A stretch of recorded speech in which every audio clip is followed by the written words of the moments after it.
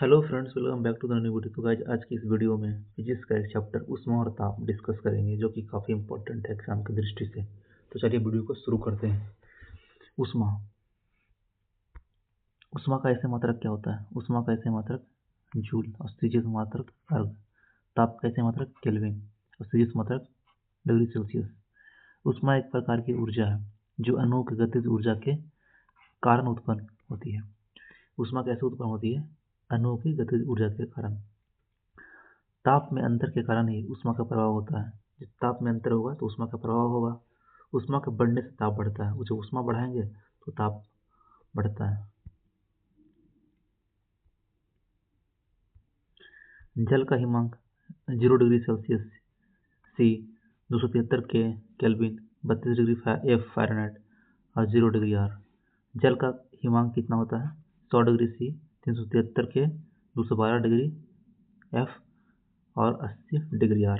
ठीक है, इसको सेल्सियस में कन्वर्ट किया गया है और केल्विन में और फ़ारेनहाइट। इस तरह का हिमांक भी, जल का हिमांक और जल का क्वथनांक। 0 डिग्री सी निम्नतम हिमांक जल का, और उच्चतम क्वथनांक कितना होगा? 100 degree C 32 degree F 212 degree F. और केल्विन में कितना हो जाएगा? 373 के 273 के 373 K 100 degree R 80 degree R 492 degree R है 672 डिग्री आर है। निम्नतम हिमांक और उच्चतम हिमांक, उच्चतम क्वथनांक, ये फॉर्मूला याद रखना है। C-0 यहाँ से इसको करना माइनस, फॉर्मूला निकालने के लिए C-0 0, फिर यहाँ से 100 minus 0, C-0 100 minus 0, F minus 32 बटा 212 minus 32, K minus 273, K minus 273 और 373 माइनस 273। इस तरह से R माइनस 0 और C माइनस 0 बराबर कॉन्स्टेंट।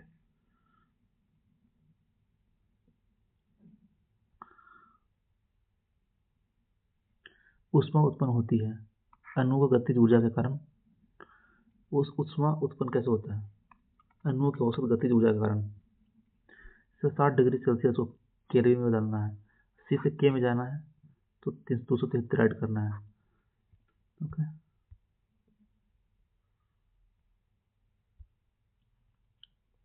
और के से सी में जाना है तो माइनस 273 करना है। 0 डिग्री के या 273 डिग्री सेल्सियस को परम शून्य तापमान कहते हैं। 0 डिग्री या माइनस 273 डिग्री सेल्सियस को संसार का सबसे न्यूनतम तापमान कहते हैं। और 0 डिग्री के या 273 डिग्री सेल्सियस को गैस का आयतन शून्य हो जाएगा, अर्थात इस तापमान पर गैस ठोस का रूप ले लेगा। 0 डिग्री के या माइनस 273 डिग्री सेल्सियस को परम शून्य तापमान कहते हैं। यह संसार का सबसे न्यूनतम तापमान होता है और गैस का आयतन शून्य हो जाता है, और जब यह इस समय और गैस ठोस अवस्था ले लेती है।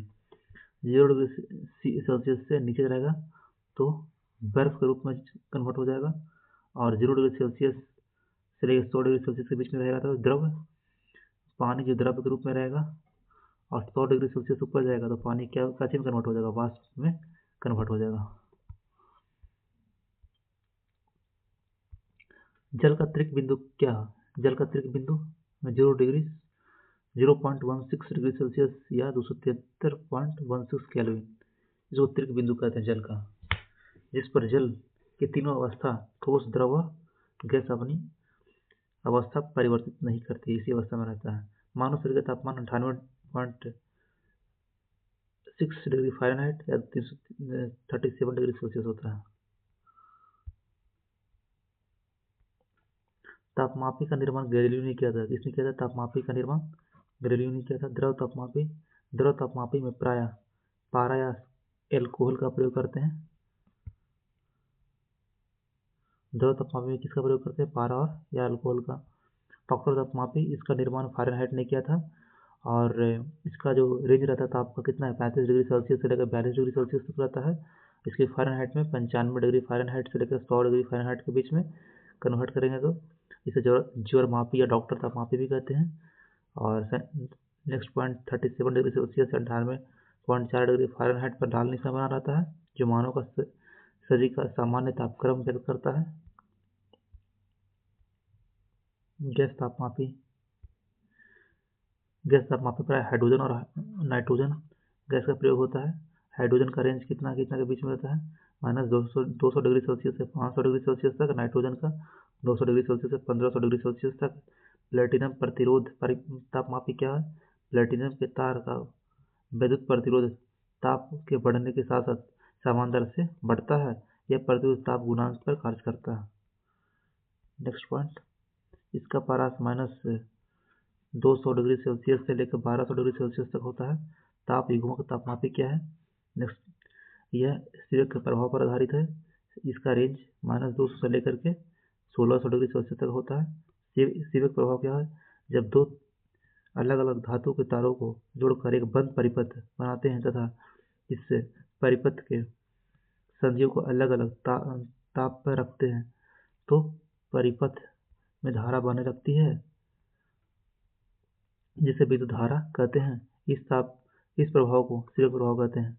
जैसे दो वायर लिए हैं, एक कॉपर का लिया, एक लोहा का लिया, Fe, एक तरह हॉट और कोल्ड, तो इसमें क्या होगा, मतलब विद्युत धारा प्रभावित होने लगेगा। सीबेक कहते हैं कि जंक्शन हॉट या कोल्ड होगा तो विद्युत धारा प्रभाव होगा, और थॉमसन बोलते हैं धारा प्रभाव होगा तो जंक्शन हॉट या कोल्ड हो जाएगा।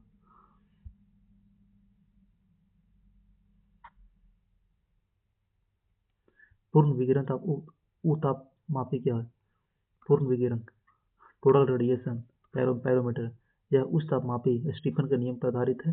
इसके अनुसार उस ताप पर किसी वस्तु से उत्सर्जित विकिरण ऊर्जा E की मात्रा परम ताप के चतुर्घात के अनुक्रमानुपाती होता है। E directly proportional to 10⁴। पूर्ण विकिरण तापमापी क्या है? उस तापमापी स्टीफन के नियम पर आधारित है। इसके अनुसार उस ताप पर किसी वस्तु से उत्सर्जित विकिरण ऊर्जा E की मात्रा उसके परम ताप के चतुर्घात के अनुक्रमानुपाती होती है। इस तापमापी को वस्तुओं को संपर्क में रखने की आवश्यकता नहीं है। इससे सूर्य का तापमान मापा जाता है, जिसका 800 डिग्री सेल्सियस से ऊपर ताप होता है, और ताप बढ़ाएंगे तो आयतन बढ़ेगा, इसलिए घनत्व घटता है। घनत्व बराबर द्रव्यमान बटा आयतन। चालन,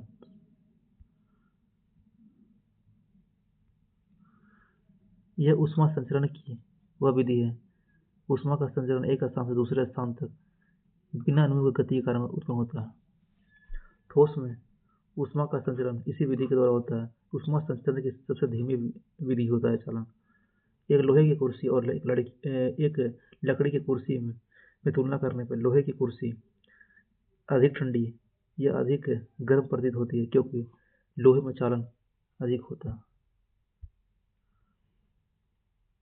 संवहन, यह ऊष्मा संचरण की वह विधि है जिससे ऊष्मा का संचरण एक स्थान से दूसरे स्थान तक अनुग गति के कारण होता है। संवहन में अनुग गति के कारण होता है एक स्थान से दूसरे स्थान तक ऊष्मा का संचरण। द्रव और गैस में ऊष्मा का संचरण इसी विधि द्वारा होता है। द्रव और गैस में ऊष्मा का संचरण किस विधि द्वारा होता है? संवहन की विधि द्वारा होता है। नेक्स्ट, विकिरण रेडिएशन। यह ऊष्मा संचरण की वह विधि है जिसमें ऊष्मा का संचरण बिना माध्यम के या माध्यम रहने पर माध्यम को बिना गर्म किए होता है। ऊष्मा संचरण की सबसे तीव्र विधि विकिरण विधि है। यह ऊष्मा संचरण की वह विधि है जिसमें ऊष्मा का संचरण बिना माध्यम के या माध्यम रहने पर माध्यम को बिना गर्म किए होता है। ऊष्मा संचरण की सबसे तीव्र विधि है। सूर्य की ऊष्मा पृथ्वी तक पहुंचती है विकिरण विधि द्वारा, जबकि वायुमंडल गर्म होता है संवहन विधि द्वारा होता है। पहुंचता है विकिरण विधि द्वारा और वायुमंडल गर्म होता है संवहन विधि द्वारा। न्यूटन का शीतलन नियम Newton's law of cooling.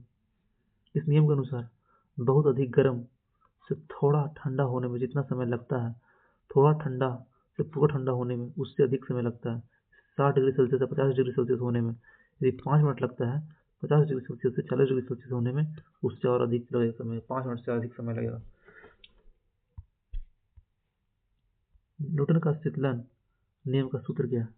Q1 minus Q2 बटा R और K constant into Q1 plus Q2 बटा 2 माइनस Q0। Q1 प्रारंभिक ताप, Q2 अंतिम ताप और Q0 वायुमंडल का ताप और T समय और K नियतांक।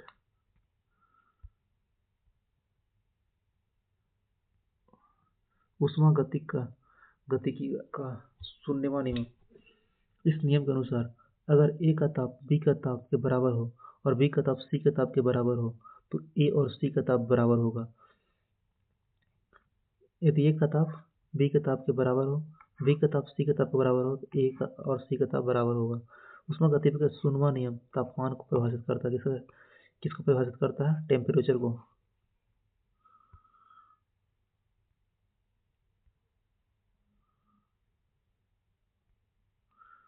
ऊष्मागतिकी का पहला नियम, फर्स्ट लॉ ऑफ थर्मोडायनेमिक्स। इस नियम के अनुसार किसी वस्तु को दी गई ऊष्मा Q से वह वस्तु या मशीन दो कार्य करता है। पहला कार्य अपने आंतरिक ऊर्जा में वृद्धि तथा बाह्य कार्य में। ऊष्मागतिकी का पहला नियम ऊर्जा संरक्षण के सिद्धांत पर आधारित है। इस नियम के अनुसार किसी वस्तु को दी गई ऊष्मा Q से वह वस्तु या मशीन दो कार्य करता है। पहला कार्य अपने आंतरिक ऊर्जा में वृद्धि तथा बाह्य कार्य।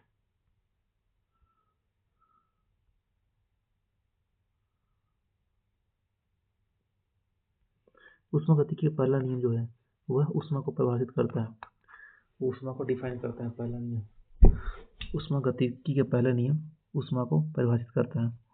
ऊष्मागतिकी का दूसरा नियम, इस नियम के अनुसार ऊष्मा का प्रवाह निम्न ताप से उच्च ताप की ओर नहीं होता। अगर बाह्य बल अनुपस्थित है तो ऊष्मा का प्रवाह हमेशा उच्च ताप से निम्न ताप की ओर होती है।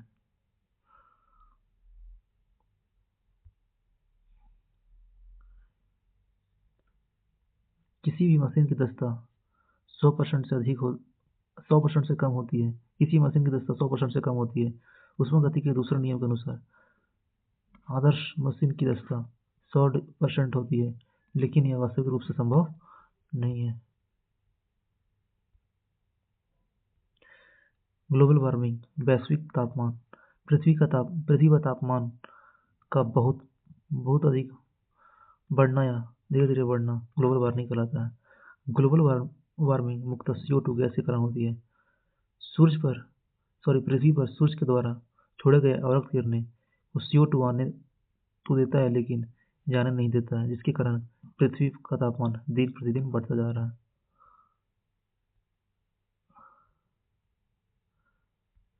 पराबैंगनी किरणों का ओजोन परत द्वारा अवशोषित कर लिया जाता है।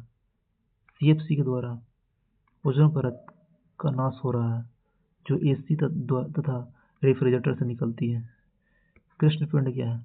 वैसा पिंड जो लगभग सारे ऊष्मा विकिरण को अवशोषित कर लेता है उसे कृष्ण पिंड कहलाता है। जैसे काजल लगभग 95% ऊष्मा विकिरण को अवशोषित कर लेता है, इसलिए काजल सबसे अच्छा कृष्ण पिंड है। किरचॉफ का नियम, इस नियम के अनुसार दो वस्तु ऊष्मा का जितना अच्छी अवशोषक होगी वह वस्तु उतनी अच्छी उत्सर्जक भी होगी। काली प्याली में रखी चाय अन्य प्यालियों की अपेक्षा जल्द ठंडी होगी। ऊष्मीय प्रसार गुणांक, वस्तु को गर्म करने पर उसकी लंबाई में अगर परिवर्तित होता है तो रेखीय प्रसार गुणांक प्रदर्शित करता है। क्षेत्रीय प्रसार गुणांक, जब किसी वस्तु को गर्म करते हैं तो क्षेत्रफल में अगर परिवर्तन होता है क्षेत्रीय प्रसार गुणांक कहते हैं। आयतन प्रसार गुणांक, यदि जब किसी वस्तु को गर्म करने पर आयतन में परिवर्तन होता है तो उसे आयतन प्रसार गुणांक कहते हैं। रेखीय प्रसार गुणांक को अल्फा से, क्षेत्रीय प्रसार गुणांक को बीटा से, आयतन प्रसार गुणांक को लैम्ब्डा से सूचित करते हैं, गामा से। अल्फा बीटा गामा का ऐसे मात्रक पर केल्विन होता है और इसका रेशियो 1 to 3 का रेशियो होता है। अगर किसी चकती में एक या कई छेद हो तो चकती को गर्म करने पर छेद का आकार बढ़ता है। 99% गर्म करने पर फैलेगा, ठंडा करने पर सिकुड़ेगा, जैसे लोहा और स्टील और तांबा। दाब बढ़ने पर क्वथनांक बढ़ेगा। गलनांक भी बढ़ेगा। 1% में क्या होता है, गर्म करने पर सिकुड़ेगा और ठंडे करने पर फैलेगा। जैसे ढलवा लोहा, बिस्मत, बर्फ। दाब बढ़ने पर क्वथनांक बढ़ता है तो वाष्पीकरण बढ़ेगा।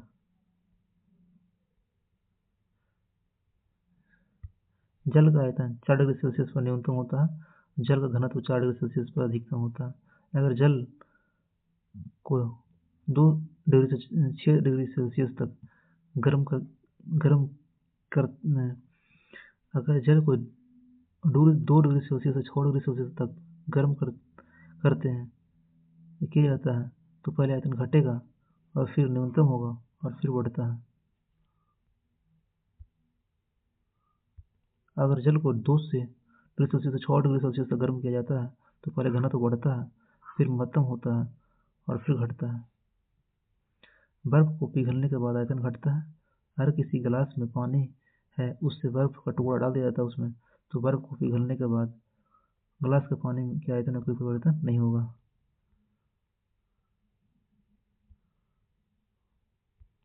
पानी का घनत्व 1000 केजी पर मीटर क्यूब और बर्फ का घनत्व 900 केजी पर मीटर क्यूब। पानी बर्फ बनने पर आयतन बढ़ता है। खाद्य पदार्थों की रेफ्रिजरेटर में 4 डिग्री सेल्सियस पर संरक्षित रखा जाता है। कमरे में रेफ्रिजरेटर का दरवाजा खोल दिया जाता है तो कमरे का तापमान बढ़ जाता है। Thank you so much friend video देखने के लिए। अच्छी लगी तो वीडियो को लाइक कर देना, चैनल को सब्सक्राइब कर देना। Okay bye.